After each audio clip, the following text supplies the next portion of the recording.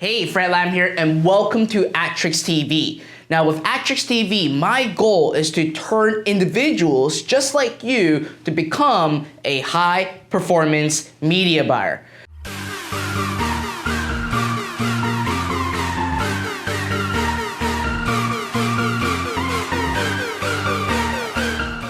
Now, in this episode, I'm going to share with you strategies and tips to create a captivating ad.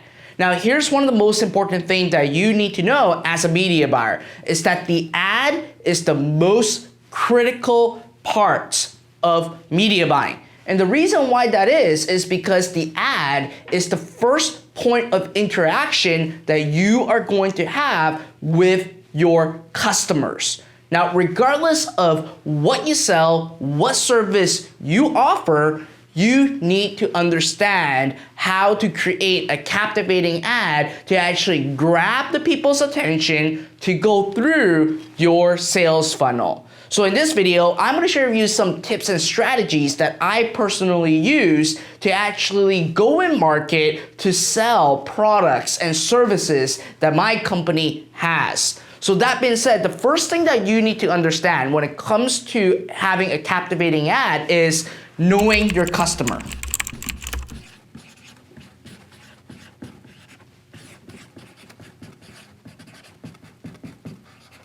Now, in the last episode of our Atrix TV, I share with you how you can craft your customer avatar. This is very important because if you don't know your customers, then how are you going to sell to them? Because if you are selling products to a millennial versus a baby boomer, they are pretty much very different buying behaviors and most importantly, how they see things from different perspectives. So first of all, before you do anything, you gotta know, okay, who are your customers, right? The second thing is, what is your offer, okay? Now, you may be offering maybe a product or a service or maybe something that you really wanted to actually sell. So once you actually identify that offer, the next part is very critical to actually create a captivating ad, which is a hook. How are you going to actually go into the pools of tens of thousands or even hundreds of thousands or even millions of people to actually hook them to get interest in what you have to offer? Now, when it comes to the hook, there are different ways that you can actually do this. Number one is you can actually use some very shocking images. So one campaign that we ran that we got an amazing click-through rate on was simply selling it was a supplement, and then what was inside, what we did was we actually look at an ancient watermelon. If you have some time, go Google ancient watermelon, and you will see that an ancient watermelon from like centuries ago versus the watermelon today are very, very, very different.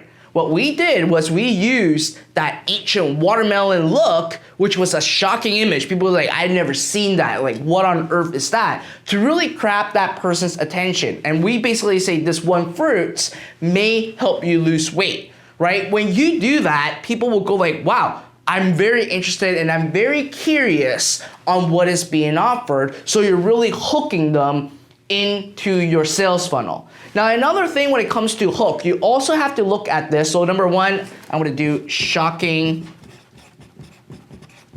image or something that is abnormal, something that they don't normally see, right? The second thing when it comes to hook is solving a problem.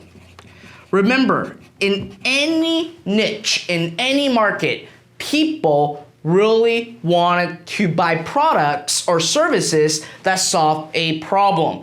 And if you are basically able to use that as a hook, let's say, are you experiencing joint pain, right? Joint pain can be deteriorating your health or whatever. I'm just making it up right now. That can really go in market because if you're selling a joint pain supplement or you're selling a joint pain relief product, that grabs the person's attention right away because they are basically telling you that they having joint pain and you're bringing them through a sales funnel. So again, the hook is very important. The next thing that you want to do is what I call having power words.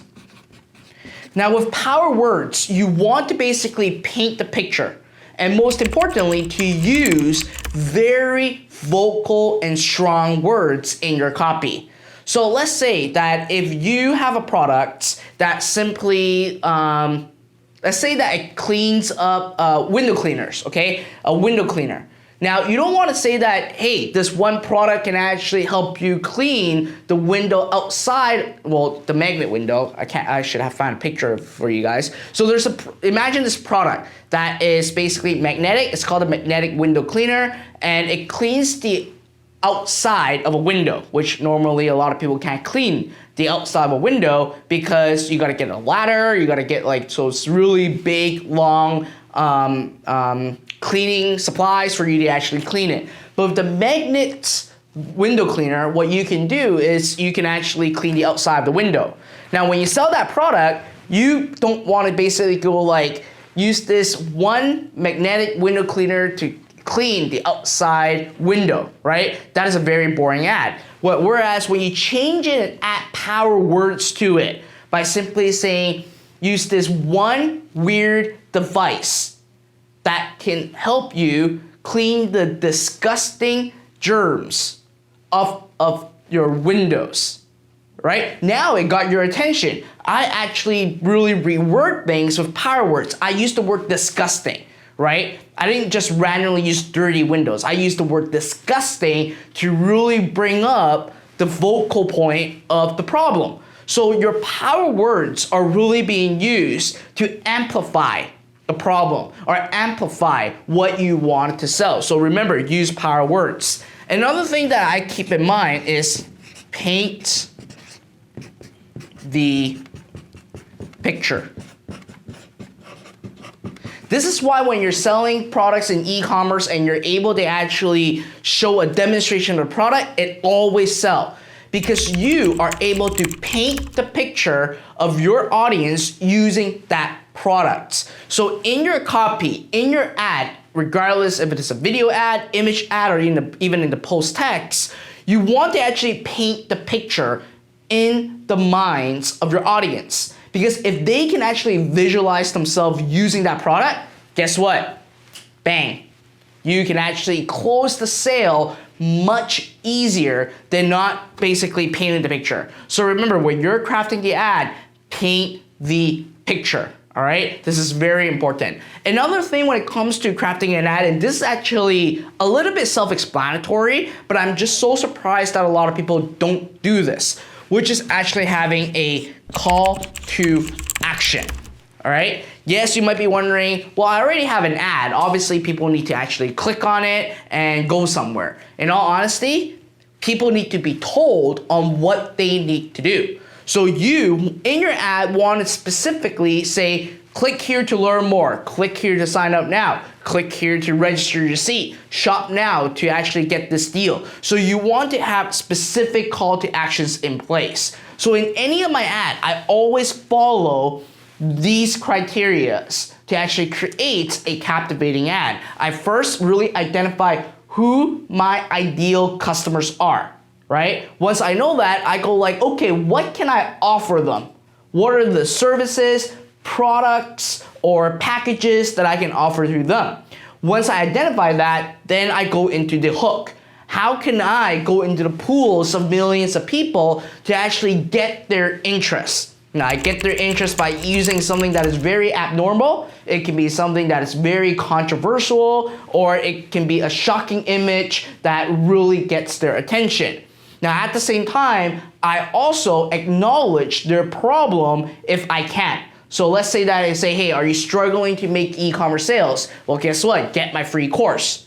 Because if they are taking action, if they're yeah, I am struggling with my e-commerce sales, I should get that free course. So you want to hook them by basically identifying what their solutions are, or what the problems are, so that you are providing them a solution. Next, power words are very effective and very important. You don't want to basically say, get this spa package for 50% off. You want to say, get this world's most relaxing spa package for 50% off. Okay? By me adding the world's most relaxing, it really make it more vocal on your offer or on the problem that you are trying to actually address. So remember, use power words.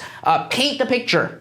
If your ad can paint the picture and have your audience visualize them using the products or going into your client's spa to actually enjoy a spa, guess what? That is already a great winner. Last but not least, always have a call to action in place and tell them specifically what to do.